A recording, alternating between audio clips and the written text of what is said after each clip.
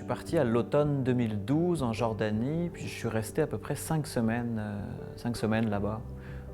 Moi, en tant que photographe, photoreporter, la plupart du temps, je m'en vais sur un lieu d'actualité et puis je m'arrange avec plusieurs médias montréalais pour fournir des reportages. Et puis, finalement, à travers ces reportages, j'essaie de faire un travail qui est un peu plus personnel, qui est le travail que je montre ici.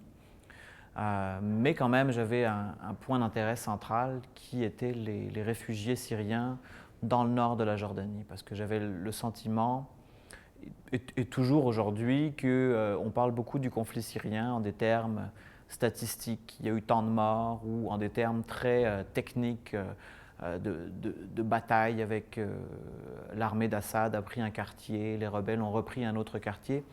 Et je trouve que l'humain, finalement, est beaucoup oublié dans ces comptes rendus, alors que pour moi, l'humain est vraiment au cœur d'un conflit, au cœur d'un drame comme ça. Alors, quand je suis allé en Jordanie, j'avais vraiment cet objectif de me tourner vers les réfugiés syriens parce que je trouvais que c'était eux, finalement, les principales victimes du conflit. Alors mes reportages portaient dessus, puis également ce travail-là dans lequel je me suis plus interrogé sur comment est-ce qu'on peut faire ressentir à quelqu'un d'ici, de Montréal, qu'est-ce que c'est qu'être un réfugié.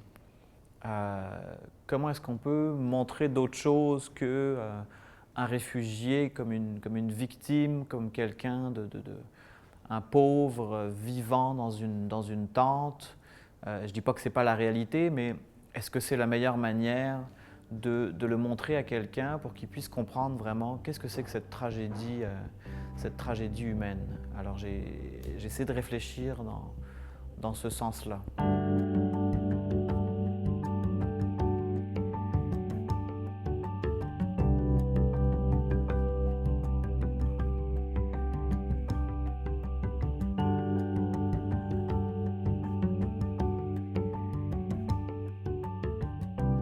Je me suis vraiment interrogé sur ça. Qu'est-ce que ça signifie d'être réfugié? Et pour moi, c'était, on a quitté son pays, la Syrie, on ne peut pas y retourner parce que c'est la guerre, ou alors on y retourne mais c'est extrêmement dangereux. Et on est accueilli dans un nouveau pays, mais on n'est jamais accueilli à bras ouverts. Là. On ne peut pas facilement, on peut pas trouver du travail dans ce pays, on n'est jamais complètement chez soi. Fait qu'on est toujours dans cette espèce d'entre-deux. Alors, moi, je me suis dit, tiens, qu'est-ce qui pourrait exprimer ça? Et j'ai demandé aux gens, qu'est-ce que vous avez gardé avec vous finalement? Qu'est-ce qui définit aujourd'hui votre identité? Et entre autres, quels sont par exemple les objets qui vous ont accompagné dans votre voyage? Est-ce que ces objets-là peuvent un peu vous représenter? Et ça, au début, c'est venu parce que quand je prenais des photos, les gens souvent voulaient garder l'anonymat. Donc, ne voulaient pas qu'on voit leurs yeux, ne voulaient pas qu'on voit leur visage. Parce que, évidemment, avec les réseaux sociaux, les médias, ils avaient peur que leur image soit découverte sur Internet par les services de renseignement du régime Assad et que par la suite, on s'en prenne à eux, on s'en prenne à leurs familles qui sont restées en Syrie. Alors donc, mon dilemme, c'était comment je fais pour faire une photo d'une personne sans qu'on voit son visage. Et donc, je leur disais, peut-être on pourrait photographier un objet que vous avez avec vous, on verrait juste vos mains, etc. Et donc, petit à petit, cette idée est apparue. Et finalement, systématiquement, dans les gens que je rencontrais, les familles que je rencontrais, je leur demandais, et vous, si on devait prendre en photo un objet qui vous représentait, qu'est-ce que ça serait? Et plus largement, finalement, quand vous êtes... Parce que souvent, les gens me disaient, nous, on n'a rien, on n'a pas d'objet, on n'a plus rien. Là. Alors je leur disais, quand même, je suis sûr que vous avez un objet qui vous a accompagné dans votre fuite. Alors là, les gens disaient, ah oui, c'est vrai, j'ai gardé mes clés, j'ai gardé les clés de ma maison. Parfois la maison est détruite, mais ils ont encore les clés. Ou alors oui, j'ai un téléphone, puis c'est important parce que ce téléphone-là, je m'en sers pour appeler ma famille qui est restée en Syrie. Et puis parfois, c'est des objets religieux, évidemment. C'est une population qui est très religieuse, qui est très attachée. Alors, ça peut être un Coran, ça peut être un chapelet, parce que c'est très facile de mettre ça dans une poche. puis, parce qu'il faut s'imaginer, hein, c'est peut-être quelqu'un qui est sorti pour aller acheter du pain, et puis sa maison a été détruite pendant qu'il est sorti. Alors, ben voilà, il avait juste les objets qu'il avait sur lui. Et puis, bon, parfois, c'est peut-être qu'on a eu un peu de temps pour se préparer. Alors, les gens pouvaient prendre des objets plus personnels, par exemple, des photos de famille. Et encore là, les photos de famille, c'était toujours un peu délicat parce que ces réfugiés avaient peur que dans leur fuite, à un moment donné, ils soient capturés par l'armée régulière et que là, on s'empare de ces photos, puis on leur dise « mais c'est qui sont sur ces photos ?» puis qu'on aille s'en prendre aux gens qui sont sur ces photos. Donc, il faut s'imaginer à quel point est-ce que ces objets-là, c'est vraiment pas insignifiant. Juste une simple photo peut mettre quelqu'un en péril. Donc, je trouve que ça nous amène vraiment à réfléchir sur l'importance de ces objets. Et puis j'espère que c'est des objets qui souvent sont très anodins, des objets du quotidien. Alors j'ai l'impression qu'un spectateur montréalais, quand il voit ça, il peut un petit peu se mettre dans les souliers de cette personne, de ce réfugié, parce que au bout du compte, c'est ça dont j'ai envie, c'est qu'en voyant ces images, quelqu'un d'ici puisse un petit peu s'imaginer qu'est-ce que c'est de vivre comme eux. Parce que j'ai l'impression que souvent, on nous présente des images d'une tragédie tellement forte, tellement importante, des gens qui sont blessés, qui sont morts, qui sont ensanglantés. Et j'ai l'impression que le spectateur va se couper inconsciemment ou consciemment en voyant ça, puis va rejeter un peu, se dire non, moi je ne veux pas essayer de m'investir émotionnellement là-dedans. Alors je me dis peut-être en s'attachant à des objets qui représentent notre quotidien, peut-être les gens, oui, finalement vont plus être touchés par ça. Il y a une photo avec deux enfants qui tiennent des jouets dans leurs mains. Et puis ils m'ont dit, ben, nous, quand notre maison a été détruite, c'était très important pour cette petite fille d'aller rechercher ses jouets dans les ruines de sa maison. Et je trouve ça assez touchant comme histoire, par exemple. Certaines personnes que je suis allé rencontrer vraiment spécialement pour prendre des objets en photo, d'autres personnes que je rencontrais dans le cadre de reportages sur d'autres sujets. Par exemple, j'ai fait des reportages sur le travail au noir des réfugiés syriens qui doivent travailler au noir en Jordanie pour subvenir à leurs besoins.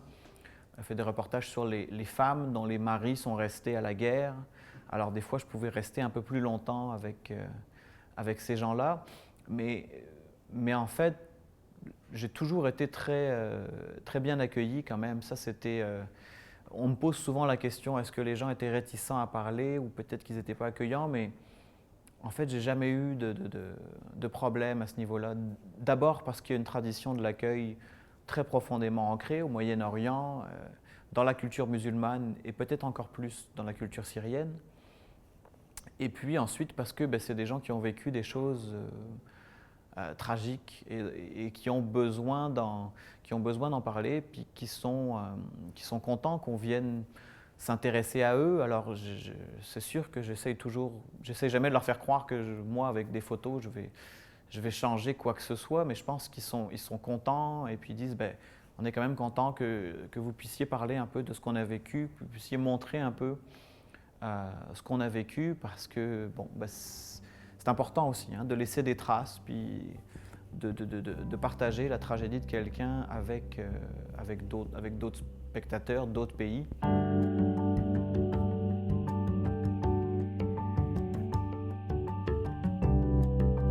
Cette exposition porte sur la mémoire, sur les objets de mémoire, sur la perte. Et puis je me suis rendu compte que oui, la mémoire se transmettait à travers des objets physiques, mais également à travers des choses plus intangibles, comme des habitudes de vie. Et je parlais de l'accueil juste avant. Et c'est vrai que c'est quelque chose qui m'a surpris quand j'allais par exemple dans une tente, dans un camp de réfugiés, donc avec des gens qui sont les plus démunis qu'on puisse imaginer. Ces gens-là, malgré tout, allaient conserver des gâteaux et des jus de fruits de leur ration alimentaire, les mettre de côté. Et puis quand quelqu'un comme moi arrivait pour leur rendre visite, ils allaient tout de suite m'offrir quelque chose à manger, quelque chose à boire, alors que c'est eux qui sont vraiment dans le besoin, alors c'est très gênant. Et puis en même temps, pour eux, c'est plus important de pouvoir maintenir cette habitude, cette tradition. C'est peut-être plus important que de profiter de leur jus de fruits à ce moment-là.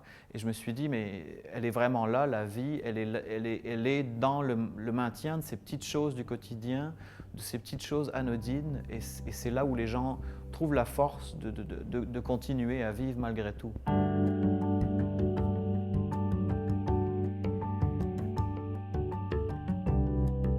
En fait, je pense qu'il y a beaucoup de gens qui travaillent sur le conflit syrien, beaucoup de photographes par exemple, que ce soit des reporters ou des journalistes qui travaillent pour des agences. Puis je pense que ces gens-là font déjà un très gros travail pour montrer la tragédie, montrer la souffrance.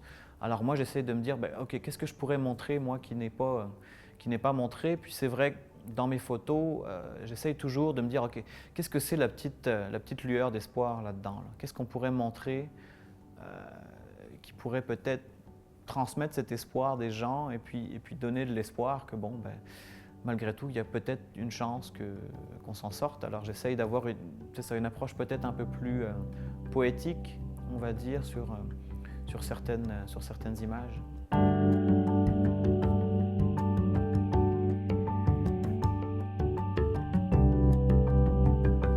Je me suis lancé en photographie par passion pour le médium en lui-même, parce que j'ai découvert que c'était pour moi un moyen d'expression, puis un moyen de raconter qui était véritablement unique.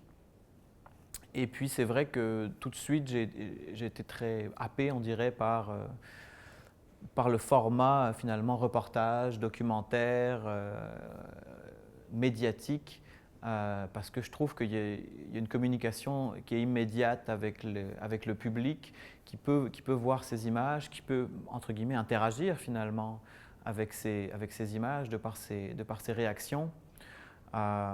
Et puis surtout, je m'intéresse beaucoup à pouvoir documenter la réalité des gens. Qu'est-ce qu'ils vivent? Et puis moi aussi, à pouvoir quelque part un peu, je suis très curieux d'expérimenter, entre guillemets, cette réalité, ou en tout cas de la voir et d'en témoigner. Alors, donc c'est ça. Donc là, j'ai la chance de travailler avec beaucoup de médias à Montréal, que ce soit des quotidiens comme le Devoir ou La Presse, ou des magazines comme L'Actualité ou Châtelaine, et puis beaucoup de sites Internet. Et puis donc, pour l'instant, je continue dans ce domaine-là. Je m'intéresse beaucoup au domaine des affaires sociales, que ce soit au Québec ou à l'étranger. Et puis c'est vrai que j'ai souvent eu un intérêt particulier pour les réfugiés, pour les minorités ethniques ou pour les religions, par exemple. Alors c'est des sujets qui m'ont beaucoup intéressé. Et puis donc j'essaie de travailler plusieurs fois par année à l'étranger. J'étais par exemple en Égypte pour le printemps arabe. J'ai travaillé en Afrique à plusieurs reprises au Moyen-Orient. Puis je trouve que c'est souvent des cultures qui me fascinent, vers lesquelles je vais me tourner.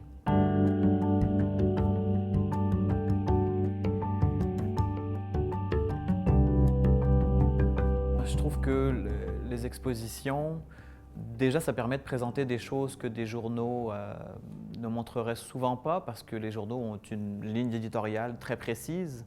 Donc, il faut que ça rentre dans une cadre, dans un angle précis. Alors qu'effectivement, dans une galerie comme ici, déjà, on a 25 images, 26. C'est énorme comme nombre d'images. Donc déjà, ça permet vraiment d'avoir un cheminement qui est autre. La personne va pouvoir suivre finalement toute une histoire ici. Et puis, la personne peut se déplacer pour voir les images, peut bouger d'une image à l'autre, passer du temps devant. Donc, il y a vraiment une sorte d'interaction physique entre la personne qui vient voir. C'est très différent d'un magazine ou d'un journal qu'on va voir, qu'on va feuilleter, puis après, qu'on va peut-être jeter. Alors ici, je pense que les gens sont un peu plus... rentrent un peu plus finalement dans la photographie. Alors c'est quelque chose que j'essaye de privilégier dès que je le peux. Oui.